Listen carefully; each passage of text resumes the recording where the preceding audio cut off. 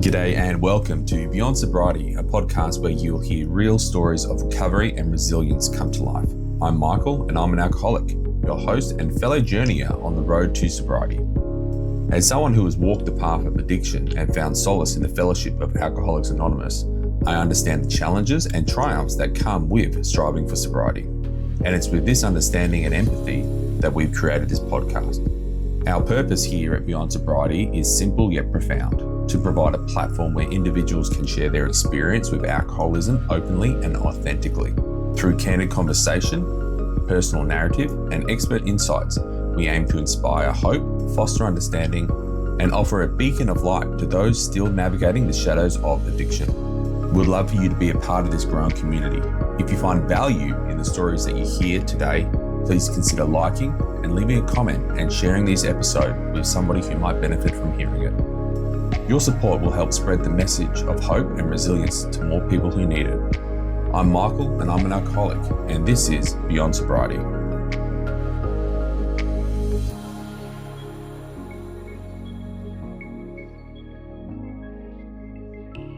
Hi guys, I'm here with Steph today. Steph, why don't you introduce yourself?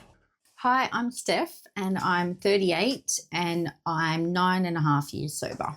9.5, that's incredible. 9.5 years is an amazing achievement. What do you think kept you coming back all those years? Just the community in AA, I really enjoy being sober. I've really been given a brand new life and I want to hang on to it. That's outstanding. Can you describe the environment and attitude towards alcohol when you were a child? Yeah, so I don't have an alcoholic family.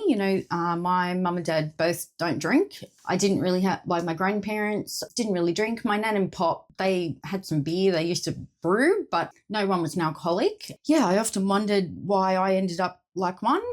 So with that, how come you started drinking? Was it just, I guess, normal experimental stuff when you were a teenager? I'd say my family are, I could describe them now as undiagnosed neurodivergent family. So we were not very good at talking about emotions. We didn't really have, I just never got taught about emotions and how to deal with emotions. And I was a very sensitive, fearful child, and I just came out like that. I don't know why I was like that.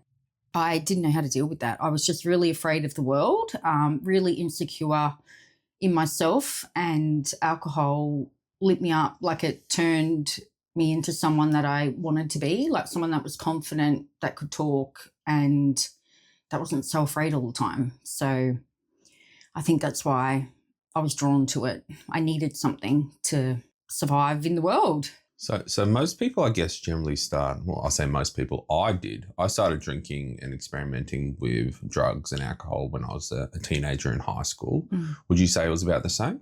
Yeah, it was high school. So before I started drinking, I was anorexic. So I had that for about 1.5 years and I got pretty sick with that. I was 1 kilo away from being tube fed, and that scared me because I was petrified. I was petrified to die from that. And I started eating again, but obviously the depression that came with that and the self-hatred and everything was intense. I just had a head that always hated me, a really negative head, one that was self-destructive. And I see now that the anorexia was a way for me to try and have some power, have some control over my life. I really struggled with going from a kid to a woman, my body changing. I don't like change. So, my body changing was a big thing. And I just felt like, looking back now, I can see that I felt like I didn't have any control over myself. I didn't have any control over what happened in my life, my emotions, and dieting and starving myself was one way that I could have some control. When I drank, it was the total opposite. It actually relieved me of that need to be in control all of the time. And I was not in control of anything, but I liked it. I liked the sense of freedom that alcohol gave me from myself. It kind of was like the freedom from the bondage of self. Like alcohol gave me that at the beginning before it took a hold. So how did you discover that? So when you first had your first drink, How did you find that? Was that at a party? Was that amongst friends? Was that sneaking it from your parents, although you said they don't drink much? It was probably at a party. I did a lot of, the weekend partying like everyone did at school, I guess. And it was just like everyone else, I think, it started out as kind of binge drinking. I wasn't one of the ones that really drank every day from the get-go. Like it was binge drinking for years and the effect was immediate, like having the first sip of alcohol. I don't actually remember my first drink, but I can remember how it made me feel and it gave me relief. It made me feel relieved and a sense of comfort that I'd never felt. It relieved me of my anxiety and all of that stuff. And it just allowed me to have fun, lighten up, not worry about everything, talk to people and all of that. That's kind of how it was for me. So every opportunity that I got to drink on those weekends, I wanted to do that. So did you find you had a problem from the word go? I wouldn't say I had a problem from the get-go. I liked it.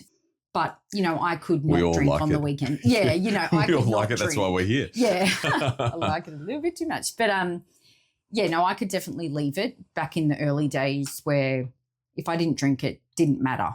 I wanted to. If I was going to those social parties, I needed the alcohol to do that. So how old were you when you, I guess, were struggling with your eating disorder? 16. 16. Yeah. And then so after that point, when you were dealing with that, you then moved on to alcohol as as a coping mechanism, because you did mention at the start that believe that it's a result of an inability to express your feelings and emotions within a family that struggled in that area. And so instead of dealing with it, you turned to other areas in order to express that and to get those feelings out. Yeah, that's right. And I had no idea what was wrong with me. I always felt like there was something wrong with me, but I didn't know what. And, I've only been diagnosed with autism and ADHD since coming into sobriety and since having children who are both on the spectrum and ADHD themselves. So I had no idea that I had that. And I had no idea that that was why my family couldn't talk about emotions and we struggled in that area, you know. But I often thought that, I lacked a lot of my self-hatred, I think, came from not knowing that I was autistic and ADHD. I used to think a bit like I was a psychopath because I felt like I lacked a bit of emotion, empathy and things like that. When someone would tell me a story about that I should be sad about or I should feel a certain way, but I didn't. And that made me feel very different. And I kind of kept that to myself because every time I tried to tell anyone these kind of things that I felt were quite odd, I didn't get much back. So I didn't tell anyone. I kept it to myself, which then turned into quite a negative internal dialogue for me. Yeah. Look, I think a lot of people within our program feel like they're different. I know I've always felt like I was different. And I don't know if that's because I'm an alcoholic or if I became an alcoholic because I felt like I was different. Yeah. I guess that's more of a question for Freud. Yeah, I think so. Rather than us here, just trying to figure out what's going on.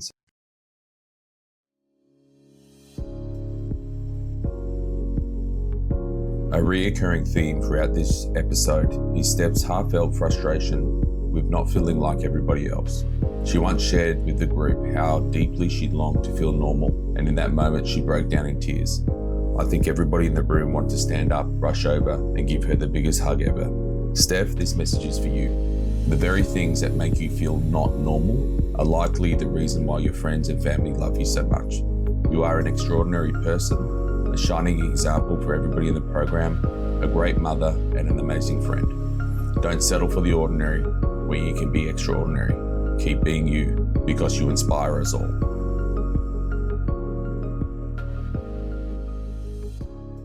How often would you drink? So, like I said, like in the beginning it was binge drinking and then it didn't really turn up in the amount I drank around 25. I started just adding more and more days on to my drinking week. I started getting a bit more thirsty on a Thursday or, I used to have these funny names that I used to call it to justify me wanting to have a drink. Wacky Wednesday, Thirsty Thursday, Freaky Friday, Sunday sesh, The only day, towards the end that I didn't drink was Monday. And that was the day that I tried to change my life, like every day, like try and get my together. Because, yeah, it did progress. Like, it was definitely a progression in me, maybe a slower progression. But, yeah, it went from the binge drinking to adding more days on to my drinking week. And, yeah, then kind of hiding it a bit more because, I had a boyfriend at the time who was concerned about how much I was drinking, and I hated that. I found that to be like that he was nagging me a little bit. I couldn't see what the problem was, but so I had to start hiding that from him, and then that's when that I feel like it progressed more and more. So in your mid to late 20s, it went from being something that you would overindulge in with friends when you went out or on the weekends to something that you made a daily habit of. Yeah. So you went from drinking socially or over drinking socially to drinking daily and then having to hide it. Yeah. And look, there's a lot of gap there's a lot of stuff that happened in between that, where the degrees of the things that I was doing when I was drinking obviously got worse and worse as the progression went on. The things I did drinking, at those parties or whatever, I would never do as a sober person now. I haven't done those in the 9.5 years, but I did them when I was drinking. They also added to that self-hatred, and when I woke up the next day, and that kind of fueled it, that I needed to drink because the anxiety was getting out of control. So when did you realise that you had a problem? I was struggling to go into the supermarket and pick something off the shelf. It's very weird. But, I'd go in and not be able to make a decision about what I was getting at the shop, and then I'd walk out. I just recognised that there was something wrong with me. I recognised that I was maybe back to being a bit crazy like I was before. And I didn't quite put my finger on that it was the alcohol.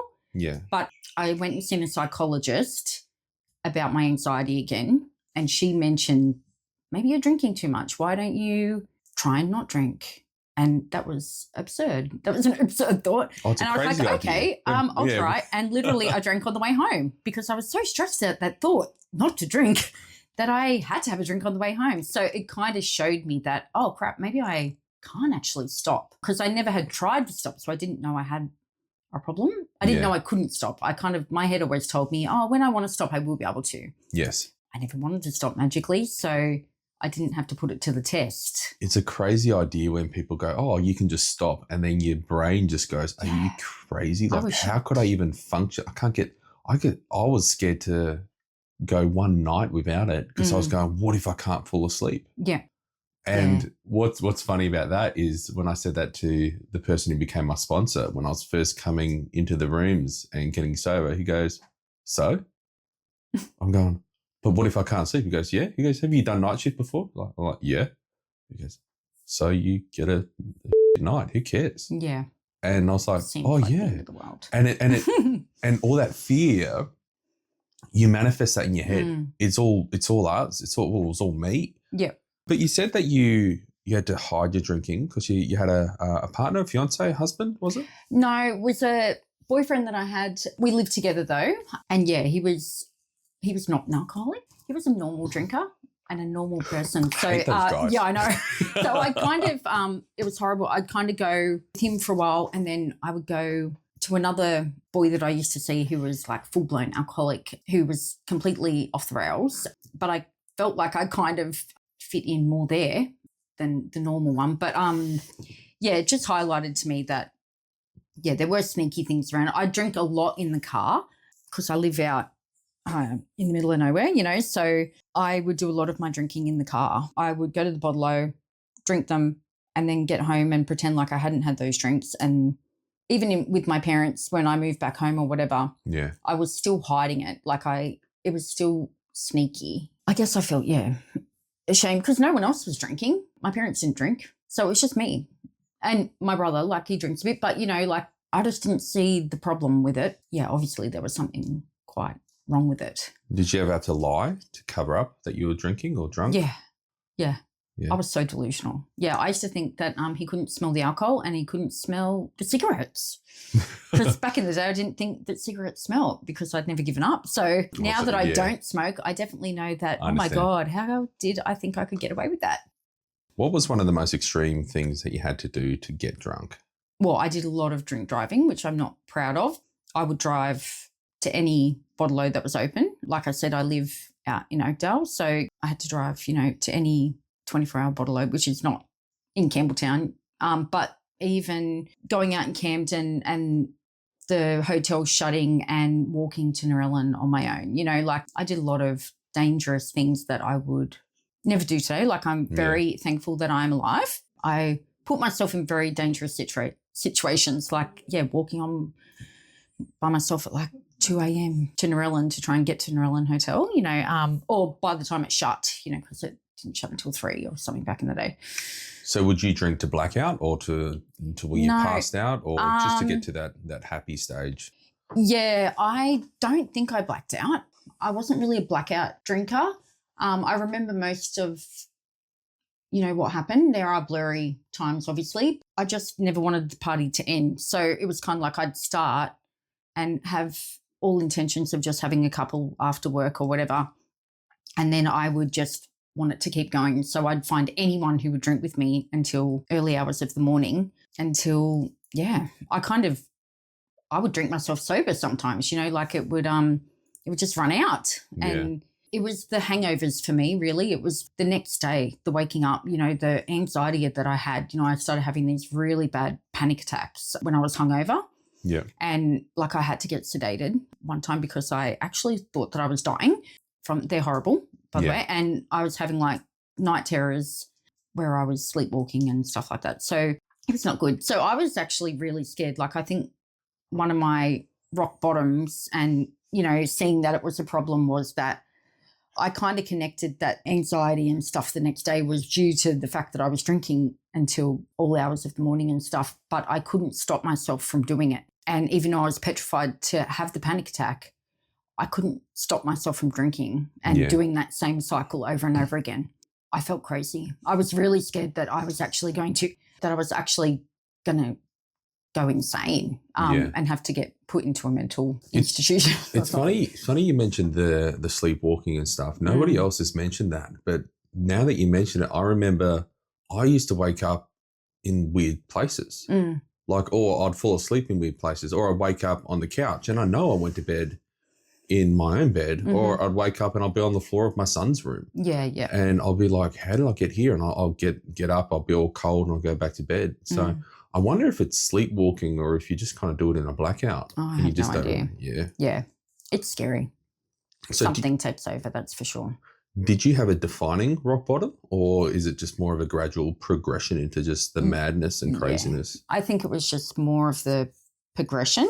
Yeah, I was just sick of myself. That's kind of what it was. I was sick of being nuts. Couldn't figure out why I was, and had the anorexia because I'd never figured out why that had happened. And it just merged into, alcohol had just picked up and taken its place. And I didn't know why. I just didn't know why I was just so over being me. I probably was a bit suicidal. I wouldn't say I was suicidal like when I was sober, but when I was drinking, I was over myself, and I did really stupid things. And, there were many times where I drove the car and shut my eyes or turned the headlights off. Yeah, I was just doing really reckless stuff, not caring about me. Yeah, I've done that before myself. Yeah, I know. I remember we joked that we were lucky we went on the same road, we would have run into each other. It was what a shock to probably run about into 5, another... 6, 7 years apart. Yeah. How long did it take you to get sober after going, look, I've got to try and fix this?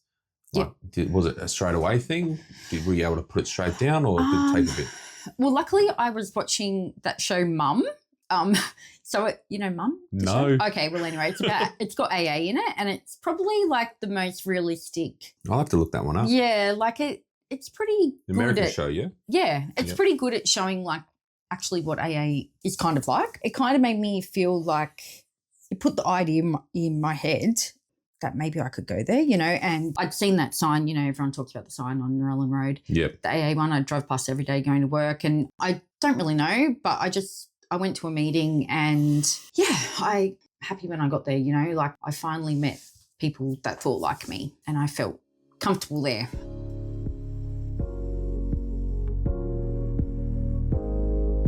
Hi, everyone. I hope you've enjoyed the show so far. This podcast is all about sharing real stories of resilience, recovery, and hope. Stories that remind us that we're not alone in this journey. If you'd like to support this work and help us reach more people, there are a few simple ways you can make a difference. Take a moment to like this episode, leave a comment, or share it with someone who you think might benefit from hearing it, whether it's a friend, family member, or somebody in your recovery community. Your support could touch the lives and inspire someone in their road to sobriety. Your stories are important. They remind us that we are not alone and help us all stay sober. What we're doing here creates a space where people can share their experiences, feel understood, and find inspiration to keep moving forward. By supporting the show, you're helping to amplify those voices and ensure that more people who need to find this message can. If you'd like to share your story and be interviewed, please email me at beyondsobrietyaa@gmail.com. Every journey is unique, and your experience could be exactly what someone needs to hear to find hope, strength, or inspiration. This podcast thrives on real stories from real people, and your voice has the power to make a difference in somebody's life. Don't hesitate to reach out. I'd love to connect and discuss how your story can be a part of Beyond Sobriety. Thank you for your support. Together we can continue to make a difference. Now, let's get back to the episode. Describe that first meeting for us. Okay, my first meeting was at Campbelltown Tuesday night, and I went with a friend that I was living with at the time. She came with me because I was petrified to go on my own, and it was good. I cried. I think I cried the whole time, the whole meeting, basically. And I shared, but I identified that what they were saying, I had related to that. And I finally felt like understood what I was saying. People were understanding what I was saying. Yeah. It's funny, that sense of connection that you get when you first walk through those doors. Because your head kind of tells you that you're the only one that thinks that way. And the only one in the world that has this thing. So were you able to stop after that first meeting? I stopped for 3 months and then I drank again. Yeah. And then luckily I tried to come back to meetings like every week, but I'd bust like every week. But luckily, I was only back out for a month and a half and then came back in and have stayed in for 9.5 years. Yeah, so it took you about 3-4 months to finally get it off. That's about the same amount of time as me. Yeah. Some people told me, it took you a long time to get it. I thought, well, at least I got it. Yeah, that's right. It doesn't matter. Yeah, I think that... It's not a sprint. No, that's right. And I think that busts did teach me, when I first came in, I identified that I was an alcoholic, but I just kind of didn't accept it. I still thought that I could fight it somehow. That I just didn't want it to be true. Having that relapse and actually seeing that I actually couldn't stop. I couldn't just go out and drink and then magically come back to AA when I wanted to, that I was powerless over it. Once I put it back in my body, I couldn't say when I was coming back or not. It took over again straight away. And it showed me that, it gave me acceptance that I've got this disease, I'm going to have this disease, and what am I going to do about it? I want to live, I want to live. So I'll do AA. Sounds like you were a little bit relieved to finally figure that out. Yeah. Yeah, I think so. I think I stopped fighting. It's an interesting dynamic. I'm reading a book at the moment, and this person who is the author of the book goes on about saying how important it is not to be labelled with, the term alcoholic. And she goes, I don't want that label. I never did. So she's written a whole book about it. But I sit there and I go, my experience was the opposite. When I found out what I was, at least I could do something about it. Yeah. At least I was there going... And it's hard to describe. She's there going, you can figure out how to drink responsibly. You can do this. And I thought, that just sounds like somebody who's desperate to keep on drinking. And look, in all fairness, I haven't finished reading the book yet. But I don't care what label they give me. As long as they give me a program that works, that I'm still alive and still functioning and not living in the craziness of what my life used to be like. Yeah, I agree. Who do you think was most affected by your drinking, not including yourself? My parents, especially my mum. Yeah. She did a lot of worrying about me. I didn't realise the amount of worry that you do when you have children because, when I was drinking, I didn't have children and now I do. And the thought of them out there and not knowing where they are and not knowing what they're doing, especially having a girl, out there, not caring about herself, like it would be petrifying. I caused her a lot of probably sleepless nights where I didn't write back, or, you know, my phone had run out of battery and I didn't tell her where I was, and I'd been driving the car, and torture. Did you try anything else before you tried AA? No. No? You just tried AA? Yeah. What were you most afraid of? Myself. Being alone with yourself? Yeah. I was afraid of seeing how crazy I was without it. Yeah. And I felt like I couldn't live when I had it, you know, like as an aid. Like, how was I going to live life without something? You know, I really couldn't get my head around that at the beginning. I felt like I needed something to help me get through. And the fear of not having that, because I still kind of associated it with taking the anxiety away. I didn't know how I would be if I didn't have something to take the anxiety away. Yeah. When was the last time you attempted to drink?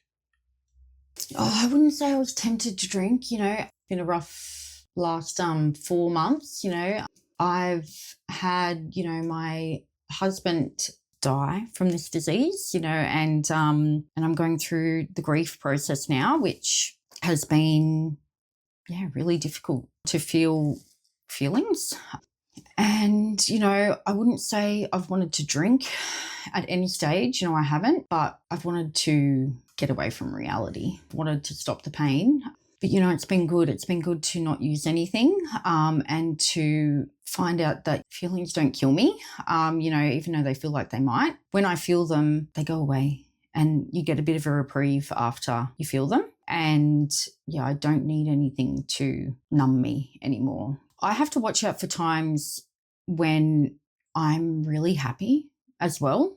I think I put more effort into my program and my recovery when things go wrong. But when I'm just happy, or I feel like I'm just getting on with life, that's kind of when, you know, it's kind of like that straw that broke the camel's back. You know, that's where I need to watch out, because it can be like the tiny frustrations of something not working that day or whatever. Yeah. That I feel like that sends me over the edge. But I see it as kind of like it's the build-up of the volcano. Mm-hmm. And if I don't, sometimes I can get really busy, and, you know, I've got kids and, you know, my life is very busy and it's very full on. And sometimes my emotions are a bit delayed, and I can think I'm running well and then 2 days later completely fall apart. I need to learn how to regulate myself the whole way through. Yeah. And not blow up, you know, because it's the little things that nearly send me over the edge all the time.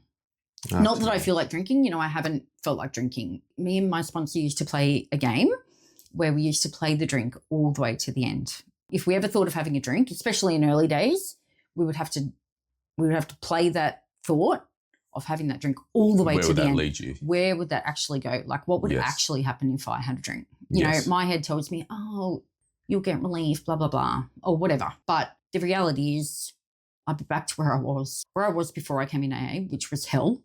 Plus now I've got children. I've got things to lose. You know, I have a life that I actually have things that I'm proud of in my life today.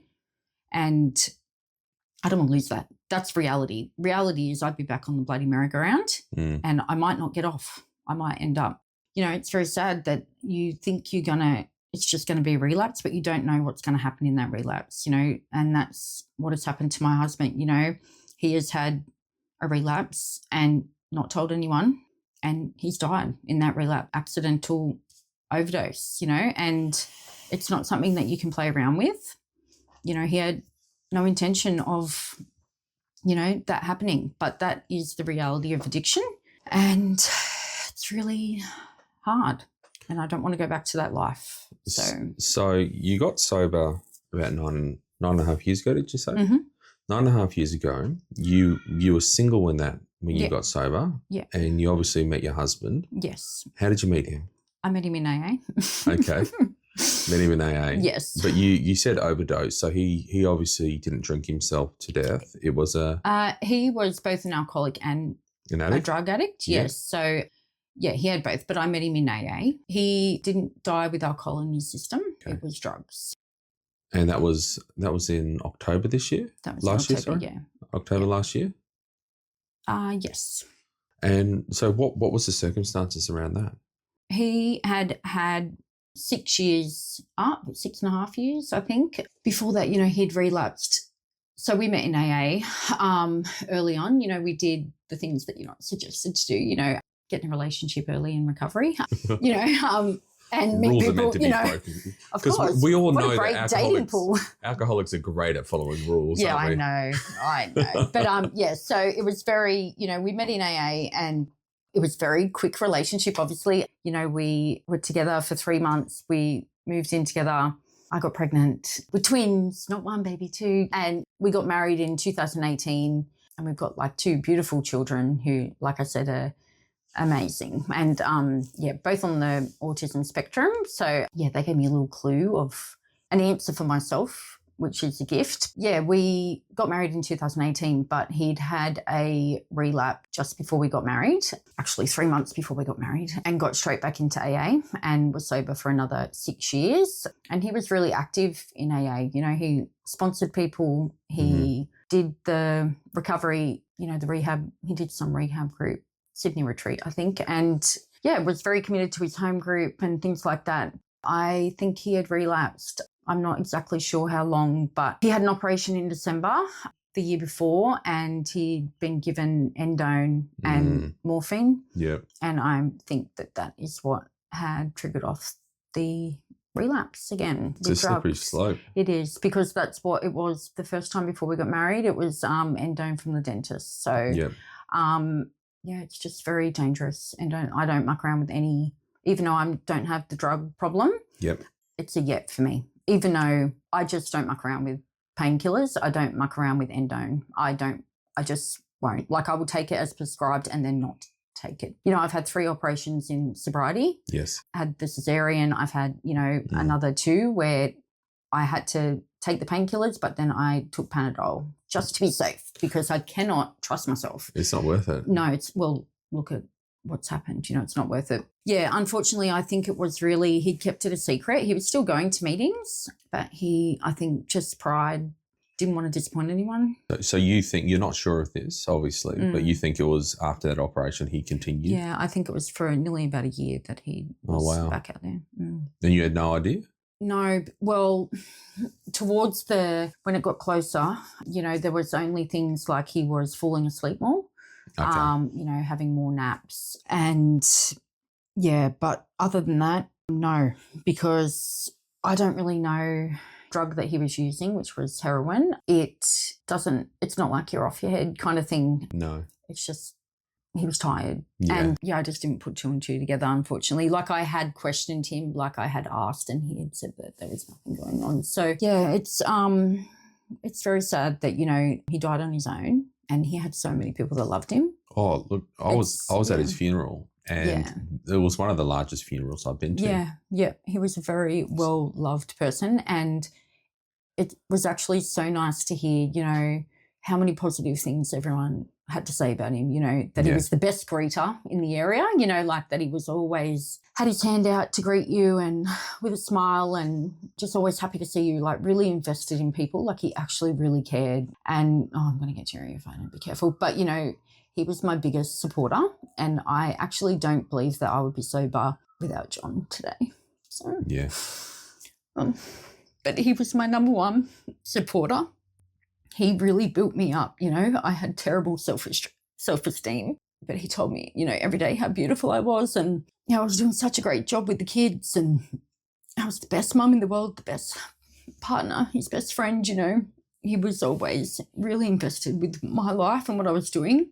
And, I have a bit of guilt that maybe I wasn't invested in his, like maybe I didn't ask enough. But, this is what my head does. My head tries to warp it. Yeah. And it tries to make it about me. Yeah. It tries to make it personal. And the gift is that, I've got the same disease, so I know it's not personal. John is powerless over his disease and I'm powerless over mine. And I know that if I drank today, it would have nothing to do with him. It would have nothing to do with how much I love my children. And that's what it reminds me of. Unfortunately, this disease just stomps all over love. Love's not enough to make you stop. Like, you need a higher power. And I've just come to terms with the fact that that was John's life, that was his life plan and he has lived it out, and it comforts me to know that even, with all the difficulties that he had in his life, because he had a very difficult life, like he was in addiction for a long time. This wasn't the first overdose he'd ever had. He'd had 3 before he came into AA, so he had like all those years of being sober. Yeah. Where he could show people that he was a loving, caring, capable, wonderful dad, wonderful son, a wonderful human being. And this disease robs people of that. And I'm just glad that he got to show people that he was more than what he was as an addict. He wasn't just some junkie, He was a really beautiful person. And I'm so grateful to have had him in my story. My kids remind me that he's still very much around us, and he always will be. But yeah, I really owe my life to John. Yeah, because I don't think I would have made it without him in my life. So, but yeah, it's very difficult, obviously. It's still very up and down. It's an absolutely beautiful story, obviously tragic, but beautiful. And there's beauty within the most tragic situations, I find. Yeah. And what I think a lot of people don't understand is that what people outside of the program would think would cause an alcoholic to run to alcohol does the exact opposite. Yeah. Because we see that and we think, it's a perfect excuse to go and get drunk again and to go indulge again. But we know what it's like. And as you said, it's far better to feel your feelings because they can't kill you, but alcohol can. Yeah, and that's right. And addiction can, and this is a perfect reminder of that. Yeah, and I don't look at it like, if I drank, both mine and John's story, like the message, it's wasted. It's wasted.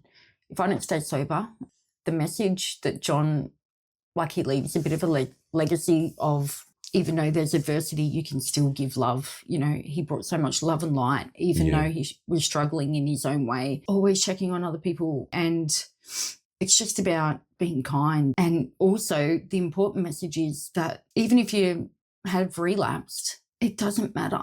Tell someone, no one is going to judge you, especially in AA. Like no one would have judged him, No.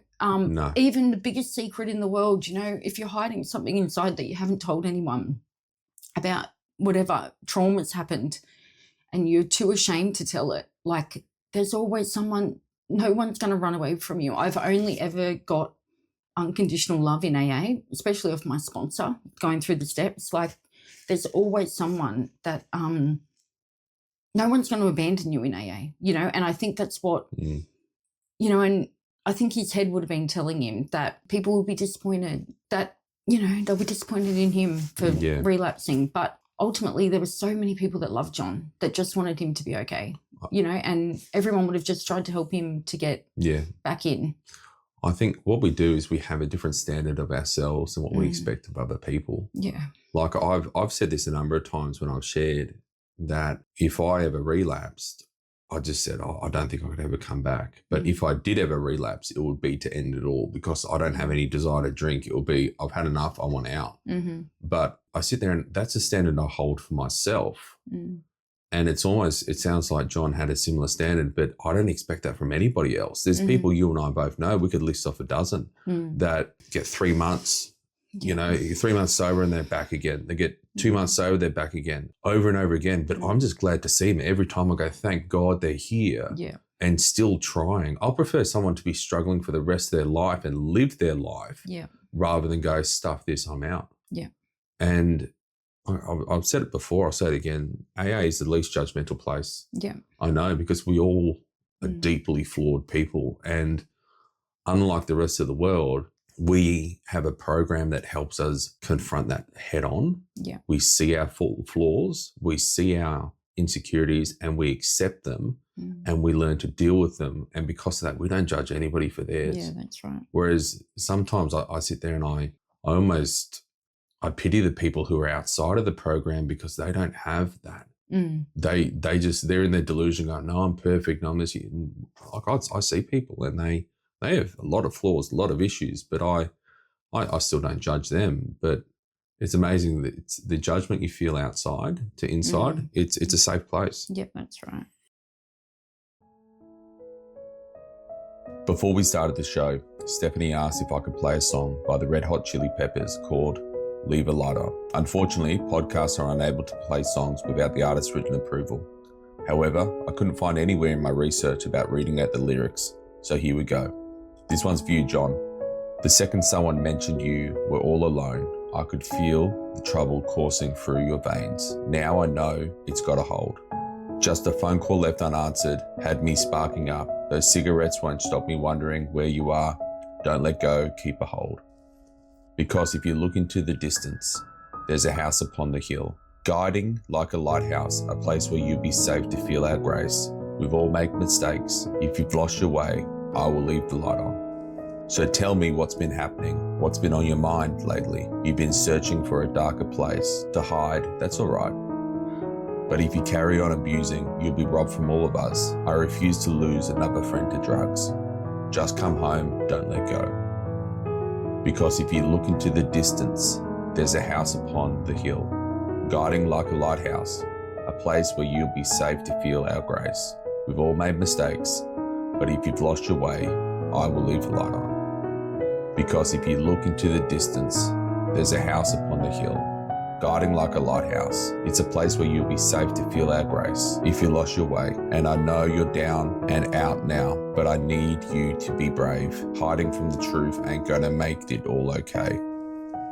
I see your pain if you don't feel our grace, and if you've lost your way. Well, I'll leave the light on. I'll leave the light on. I'll leave the light on, because I will leave the light on. So we've spoken about obviously a fairly low point. What's one of your high points in sobriety? Having my kids, They are amazing, by the way. Yeah, they're the best. Being a sober mum, like it is difficult. Having the ability to just love them and be reliable and, just be there for them,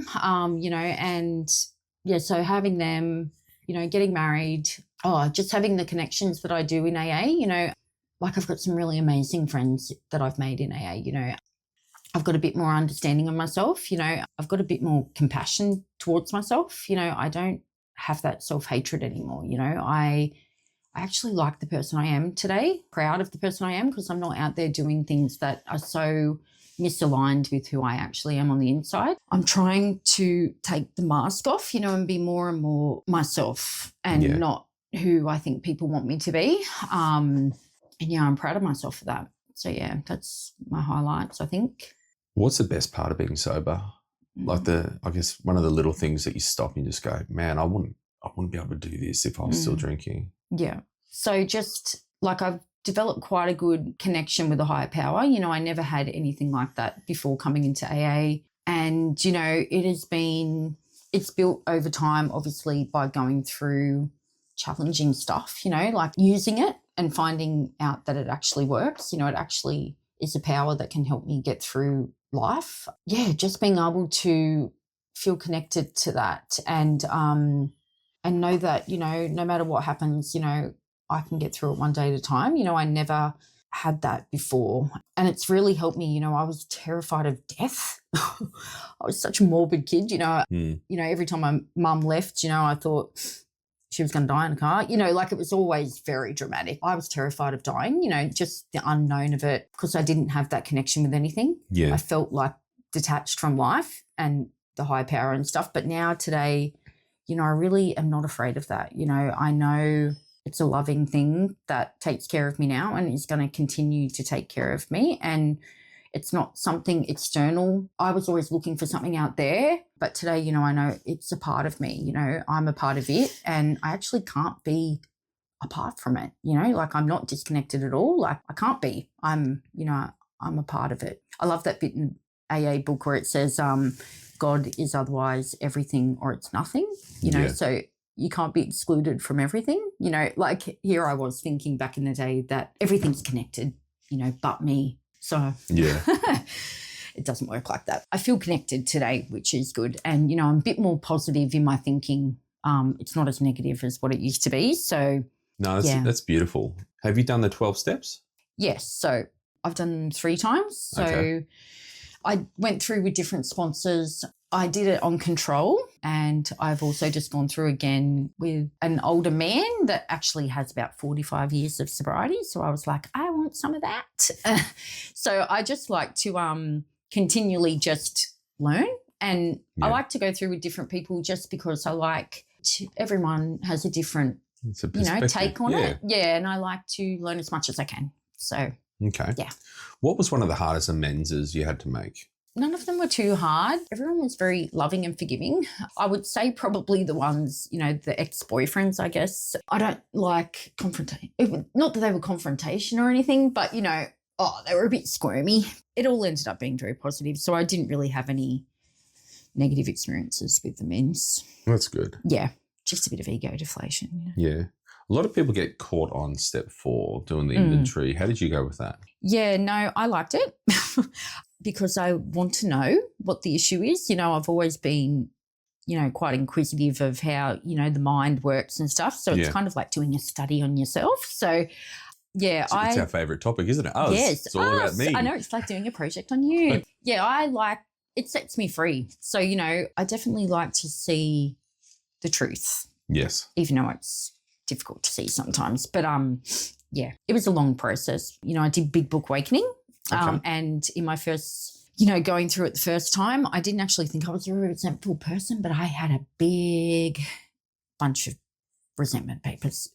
So turned out I was quite resentful. So, but I just stay on top of it these days so it doesn't get bulky again. So we definitely know how to keep grudges, right? Yes. Not so much now, no. But definitely before. Yeah. So what was it like? Did you have a coming out moment where you had to tell your family or friends, or did you ever address it formally with them to say, look, Mum and Dad, I'm an alcoholic, I have a drinking problem or anything like that? How did that? No, I think everyone knew. I think it was quite obvious. But sit them down and they're like, yeah, we knew this, love. Yes. I think it was quite obvious. So I just told people that I was going to AA, and I've always been quite open about going to AA. So, and that part of my life, I'm not very good at keeping my secrets in. I'm an oversharer. Oversharer. It's probably due to the neurodivergence that you're talking about. Yes. I think I do that a bit. It's a gift and a curse. You sit there and go, don't tell them this, don't tell them this. The first thing you do, you sit down. Hey, did you? I did. Know. Everyone said, people have said before, they're like, I wish I could have been as open as you in meetings, and when you share, you just tell it all. And I'm like, I don't mean to. I see that as a flaw. I know. I'm like, I accidentally do that. I literally can't keep anything in my head. So it comes out my mouth. Have you ever experienced any, stigma attached to alcoholism or coming to AA? Yeah.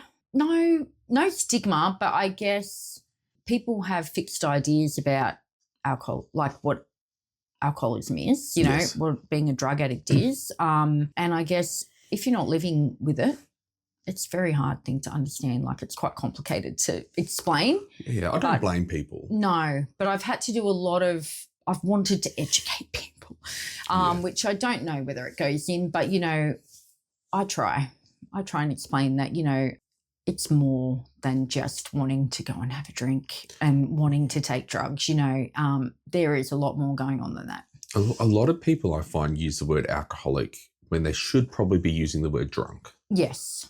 Because I sit there and go, well, I'm an alcoholic, but I'm not a drunk. And if somebody goes, oh, yeah, Uncle so-and-so, he's an alcoholic, I automatically assume that they still mean that he's in active drinking and he's, a bit of a wreck. Yeah. But that's not the case. And what I found and what I came to realize is that being an alcoholic has nothing to do with alcohol. It's all to do with ourselves. It's the drinking, the over drinking or the over drugging or the gambling or whatever it might be is a symptom of something else, some other disease that we call alcoholism, because I guess that's how it's most manifested. But, like I said, another question for the psychologists out there.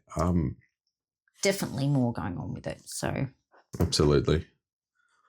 Look, we're going to be coming to a close. So what advice would you have for anybody struggling with alcohol, or a family member that suspects that somebody in their family might have an issue with drinking? Like, you're totally worth sobriety. You're like worth getting a new life, and just try, just try and come into AA, try it and, don't give up, don't let the addiction win, because AA can give you a brand new life, and life is so much better without the alcohol. It doesn't seem like it would be, but it is. And for the families, I guess, that's really hard. It's really hard to watch someone go through it, be on the other side, it's torturous to be powerless, but don't give up on them, I guess. Try and help them get to meetings, love them, but ultimately you have to put yourself first. You have to survive and look after you, and just point them to AA. That's it, really. Outstanding. Thanks, Michael. Why don't you close us off with a serenity prayer? Okay, thank you. God, grant me the serenity to accept the things I cannot change, courage to change the things I can, and the wisdom to know the difference. Thank you so much, Steph. Thank you. Thanks for having me. Thank you for joining us today on Beyond Sobriety. Just before we wrap up, I'd like to leave you with a gentle reminder. If you happen to recognize anyone who shared their story on this podcast, I urge you to respect their anonymity and privacy. Let's create a safe space where individuals can feel empowered to share their experience without fear of judgment or disclosure. And if you found today's episode helpful or inspiring, I encourage you to share Beyond Sobriety with somebody who might benefit from it. Together, we can spread awareness, support, and hope to those still struggling with alcohol addiction. Remember, your feedback is invaluable to us. If you have any thoughts, suggestions, or stories you'd like to share, please don't hesitate to reach out to me at beyondsobrietyaa@gmail.com. Thank you once again for tuning in. Until next time, stay strong, stay sober, and remember, you're not alone in this journey. I'm Michael, and I'm an alcoholic.